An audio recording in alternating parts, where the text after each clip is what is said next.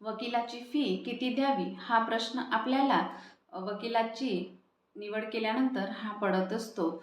आणि हा जेव्हा आपल्याला प्रश्न पडतो त्यावेळेस आपण ज्या प्रॉब्लेममध्ये असतो त्या प्रॉब्लेमसोबतच आपल्याला अजून एका प्रॉब्लेमला फेस करावं लागतं, ते म्हणजे वकिलाची फी देणं. आपलं मॅटर कुठल्याही प्रकारचं असो, आपल्याला हा वकील निवडावाच लागतो. आणि वकील निवडल्यानंतर पुढची जी स्टेप असते ती म्हणजे आपल्याला वकिलाची फी द्यावी लागते. म्हणजेच कुठलाही वकील आपलं काम जे करणार असतो त्यासाठी त्याची जी काही फी असते ती आपल्याला ही देणे बंधनकारकच असतं. काही प्रमाणात तुम्हाला जर तुमची आर्थिक परिस्थिती ही थोडी हलाखीची असेल तर तुम्हाला शासनाकडूनही मोफत वकील मिळत असतो. त्याची जी प्रोसेस आहे ती तुम्ही कोर्टात जाल तेव्हा तुमच्या ओळखीचे जे काही वकील असतील ते तुम्हाला व्यवस्थित याबद्दल मार्गदर्शन करतील. नमस्कार मंडळी, मी ॲडव्होकेट योगिता तुमची वकीलीन बाई ह्या व्हिडिओमध्ये तुमचं सगळ्यांचं पुन्हा एकदा स्वागत करते. प्लीज चॅनलला सबस्क्राईब करा. त्याच्या शेजारचं जे बेल आयकॉन आहे तेही प्रेस करा, म्हणजे मी जेव्हाही या चॅनलवर व्हिडिओ नवीन अपलोड करत असते त्याची माहिती तुम्हाला मिळेल आणि तुमच्याकडून कोणतीही महत्त्वाची जी माहिती असते ती मिस होणार नाही. केस दाखल करण्याच्या विचारात आहात का? तुम्हाला काही लीगल मॅटरसाठी तुम्हाला वकील तुम्ही निवडलेला आहे पण त्याची फी किती घ्यावी हे तुम्हाला कळत नसेल तर हा व्हिडिओ हा तुमच्यासाठी आहे. कोर्टात केस दाखल करण्यासाठी वकिलाची निवड केल्यानंतर पुढची जी स्टेप असते ती म्हणजे वकिलाची फी आपण निश्चित करतो. आणि जर आपण फी व्यवस्थित आपल्या वकिलासोबत बोलणं झालं तरच ते आपलं लीगल मॅटर चालवण्यासाठी तयार होतात. काही मॅटर आहे म्हणजे फॅमिली चं मॅटर आहे, क्रिमिनलचं आहे, सिव्हिलचं आहे, तुमचं मालमत्ता चे काही मॅटर आहेत, तुमचा जमिनीचा वाद आहे, तुमचे काही कौटुंबिक गुंतागुंतीचे वाद आहे. तुमच्या या ज्या मॅटरनुसार वकील हे वेगवेगळ्या कायद्यांच्या आधारावर ही फी घेत असतात. म्हणजेच काय बघा, तुम्हाला ती केस चालवणं किती इम्पॉर्टंट आहे. उदाहरणार्थ जर तुमचं फॅमिलीचं वाद असेल, तुम्हाला मुलांचा ताबा घ्यायचा असेल किंवा अपोजिट पार्टीला मुलांचा ताबा द्यायचा असेल, तुमची मेंटेनन्सची केस असेल, अपोजिट पार्टीकडून तुम्हाला किती रकमेची खावटी हवी असेल किंवा तुम्हाला म्युच्युअल तुमचं डिवोर्सचं मॅटर असेल तर ही फी किती असेल, हे तुमच्या समाजामध्ये जे आर्थिक तुमचं जे स्थान आहे, तुमचं शैक्षणिक हे तुम्ही कोणत्या पदावर आहात यानुसार वकील ही जी आहे प्रत्येक केससाठी ही फी असते ती द्यावी लागते. आता ही जी फी असते ती तुमच्या दाव्यानुसार कमी जास्त असते. आणि भारतामध्ये आपल्याला वेगवेगळ्या राज्यांसाठी ही जी कोर्ट फी असते ती वेगवेगळ्या मॅटरनुसार कमी जास्त प्रमाणात असते. या प्रकारची आहे हे तुमच्या वकिलांसोबत तुम्ही बोललाल तेव्हा तुम्हाला कोर्टाची फी किती द्यावी लागेल आपल्याला ते तुमच्या लक्षात येईल. आणि ही जी कोर्टाची फी असते मित्रांनो ती तुम्हाला कंपल्सरी द्यावीच लागते. त्यामध्ये कुठल्याही प्रकारचं तुम्हाला ऑप्शन भेटत नाही. असेल तर तुम्हाला त्याच्या 10% भरावी लागत असते. 10% म्हणजे 1,00,000ला 10% म्हणजे तुम्हाला 10,000 द्यावी लागेल. आणि जोपर्यंत तुम्ही हे 10,000 भरत नाही तोपर्यंत जे कोर्ट आहे ते तुमचं जे पिटिशन आहे ते ॲक्सेप्ट करतच नाही. म्हणजेच त्याआधीची जी स्टेज असते ती प्री मॅच्युअर तुमच्या केसची प्री मॅच्युअर पिटिशन असतं ते. आणि त्यामुळे ते कोर्ट तुमचं पिटिशन हे ॲक्सेप्ट करत नाही आणि तुमचा दावाही दाखल करून घेतला जात नाही. त्यामुळे पुढे त्याच्या पुढच्या ज्या प्रोसेस असतात, नोटिसा निघणं, समन्स निघणं, ह्या काहीही गोष्टी होत नाही. ते एक अर्ज करू शकतात तुमच्या वकिलामार्फत की आम्ही 5,000 हे आत्ता भरतो आहे आणि उरलेली जी रक्कम आहे ती आम्ही काही दिवसांनी भरू. त्यावेळेस जर कोर्टाने ती गोष्ट मान्य केली तर तुम्हाला तुमचा दावा हा दाखल करून घेतला जातो आणि तुमची जी काही प्रोसेस आहे कोर्टाची ती स्टार्ट होत असते. आता बघा, हे झालं आपण कोर्टाच्या फीबाबत. आता त्याच्या पुढची स्टेप आहे ते आपण बघूया की वकिलाची फी कशी द्यायची असते. वकिलांचा अनुभव, त्यांचे जे प्रॅक्टिस आहे ती कोणत्या लॉमध्ये आहे, तुमचं जे मॅटर आहे त्याच लॉमध्ये ते काम करतायत का, त्यांची कमांड आहे का, त्यांची प्रसिद्धी कशी आहे, त्यांच्या क्लायंटच्या बाजूने निकाल लावून दिलेला आहे का, ह्या गोष्टीही तितक्याच मॅटर करतात.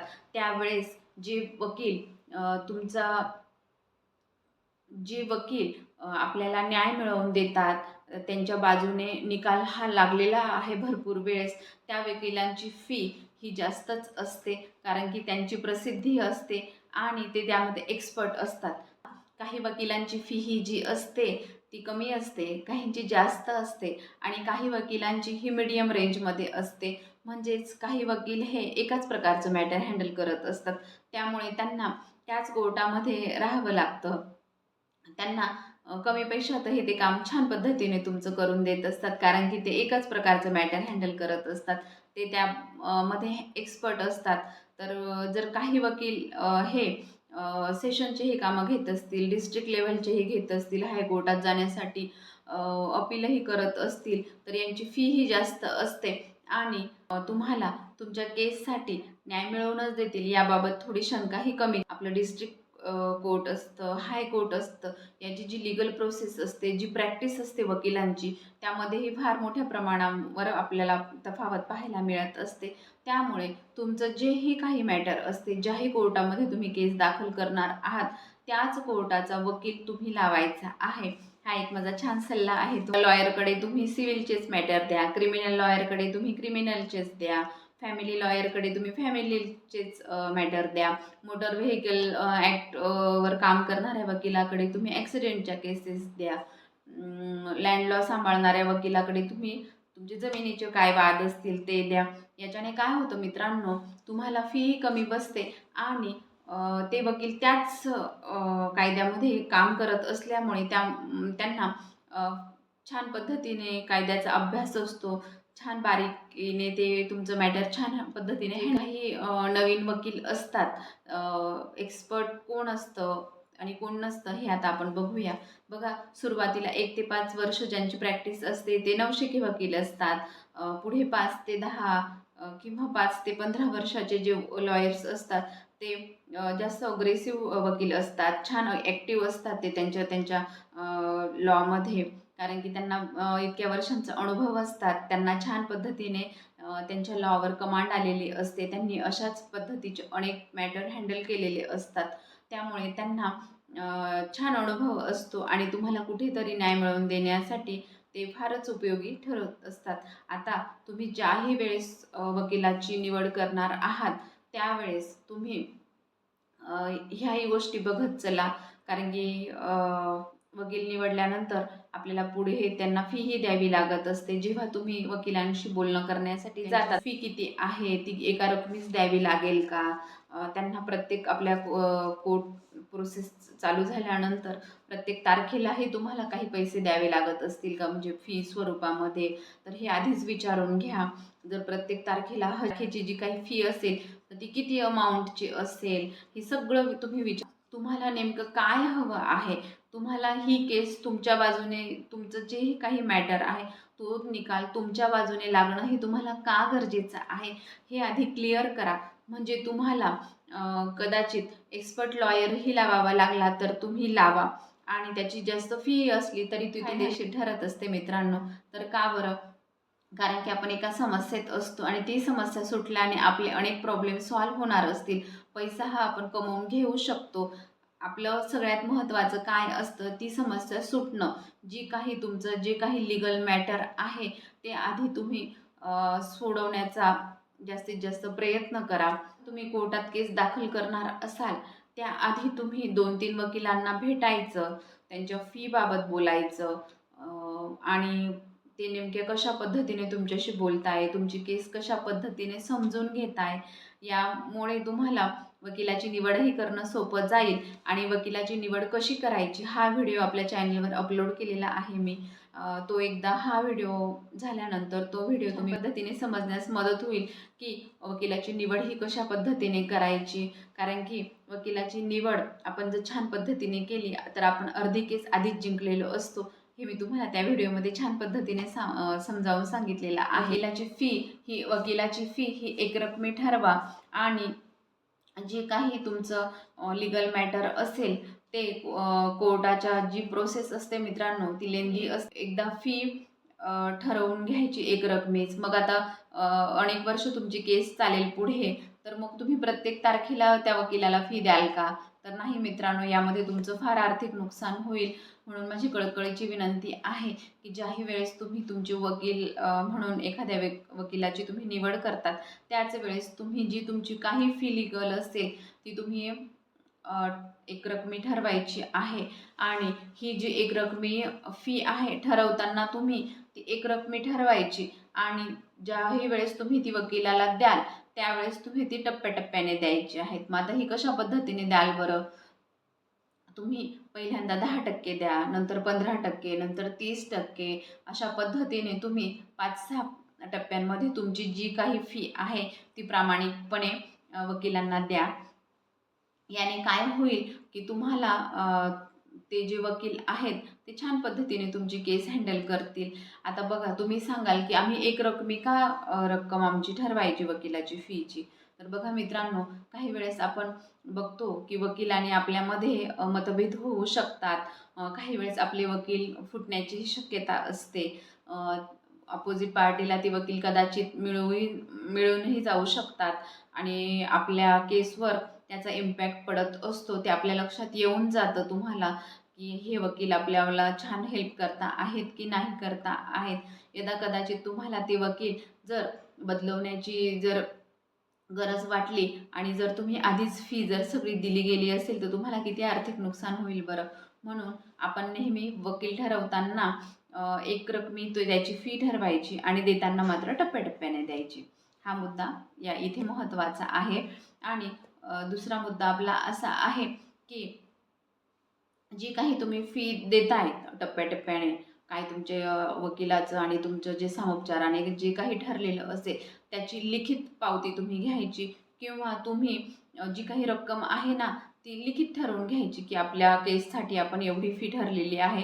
म्हणजे तुमचा जो वकिलाची फी आहे यावरून वाद होणार नाही आणि तुम्हाला छान पद्धतीने तुमचा जो वकिलाचा आणि तुमचा रॅपो आहे तो बिल्ड होण्यास मदत होईल. एकच लॉयर एकाच प्रकारच्या केससाठी वेगवेगळ्या प्रकारची फी घेताना दिसतात. तर हे का असतं बरं? क्लायंटनुसार वकिलाची ही फी बदलत असते. बघा, समाजात तुमचं आर्थिक स्थान काय आहे, तुमचं प्रोफेशन काय आहे, तुम्ही ग्रामीण भागातून आहात का, तुम्ही शहरी भागातून आहात का, तुमचं फॅमिली बॅकग्राऊंड काय आहे, यानुसार ती जी फी असते ती ठरत असते मित्रांनो. बघा, उदाहरण मी तुम्हाला देते. जी 498 ए ची केस आहे ते आपण बघूया. सासरच्या मंडळींसाठी थोडीशी बदनामीचीच केस असते ती. आणि मुलीच्या साईडने तिच्यावर अत्याचार झालेला असतो म्हणूनच तिने ती टाकलेली असते.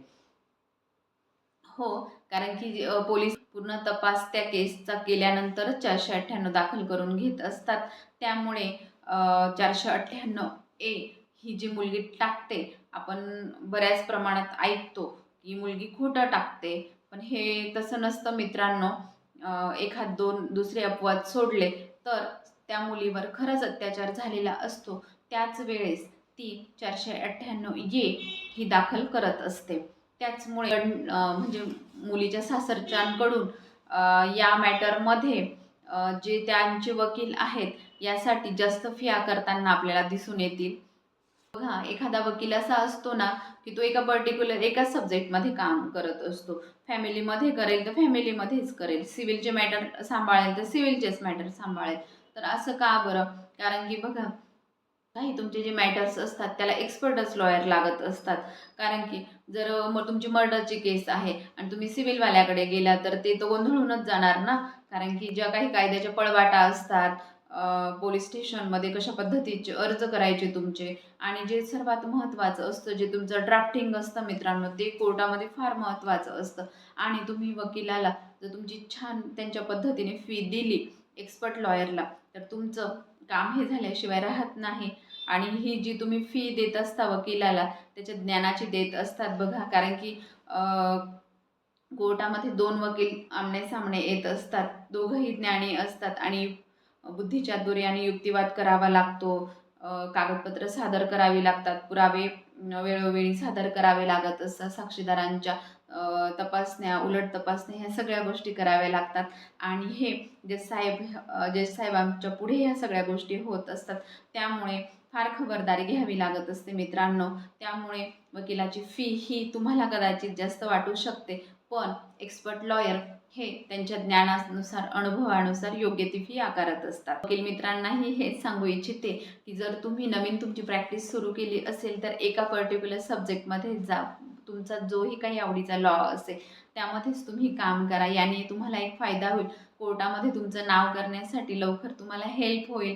तुम्ही लवकर नावारूपाला याल आणि तुम्हाला त्या पर्टिक्युलर कायद्याची जाण होण्यासाठी खूप मदत होईल. कारण की आपले सेक्शन्स असतात, त्याला सबसेक्शन्स असतात आणि काही काही मॅटर गुंतागुंतीचे असतात. त्यासाठी बुद्धीचा कस लागत असतो.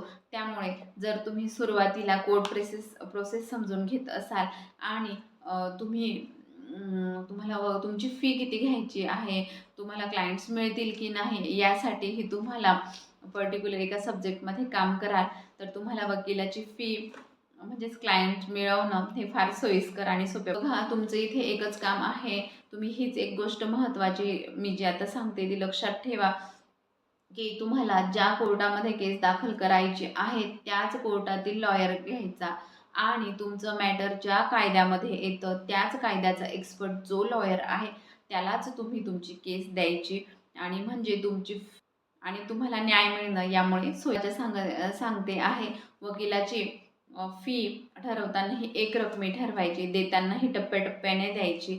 आणि जे वकील जास्त फी कमी घेतात किंवा एकदम जास्त घेतात यांच्यापासून थोडं दूर राहायचं आणि तुमच्या बजेटनुसार तुम्हाला तुमच्या बजेटमध्ये जे लॉयर बसतील त्यांना तुम्ही तुमची केस सोपवा. म्हणजे काय होईल, यामुळे तुमच्या पैशांचीही बचत होईल. यामुळे तुम्हाला न्याय मिळणं सोपं जाईल. मला जर ही माहिती युजफुल वाटली तर प्लीज चॅनलला सबस्क्राईब करा, लाईक करा. हा व्हिडिओ इथपर्यंत बघितला त्यामुळे थँक्यू.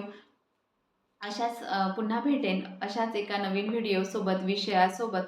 तोपर्यंत स्वतःची काळजी घ्या, सतर्क राहा, गुन्हेगारी प्रवृत्तीच्या लोकांपासून दूर राहा मित्रांनो. आणि हो, सगळ्यात महत्त्वाचं, आपल्याला आपली वडीलधारी पूर्वी मंडळी सांगतच होती की शहाण्याने कोर्टाची पायरी चढू नये. म्हणूनच तुम्ही कोर्टाची पायरी चढू नये यासाठी काळजी घ्या. स्वतःच्या मुलामुलींना जपा. कारण की मित्रांनो, आपला हा जो पैसा असतो हा फार कष्टाचा असतो आणि आपण आपल्या एखाद्या चुकीच्या पावलामुळे, चुकीच्या निर्णयामुळे, चुकीच्या वादामुळे किंवा चुकीचे व्यक्ती आपल्या सराउंडिंग असल्यामुळे आपल्याला जो आपला कष्टाचा पैसा असतो ना तो वकिलांना द्यावा लागतो आपल्या केससाठी. त्यामुळे प्लीज केअरफुल राहा आणि स्वतःच्या पैशांचा आनंद स्वतः घ्या. म्हणजे तुम्हाला वकिलाची फी देण्याचीच वेळ येणार नाही. आय थिंक तुम्हाला मी काय म्हणते आहे ते सगळं छान पद्धतीने कळालं आहे. हा व्हिडिओ इथपर्यंत बघितला त्याबद्दल मी तुमची खूप आभारी आहे. Thanks for watching.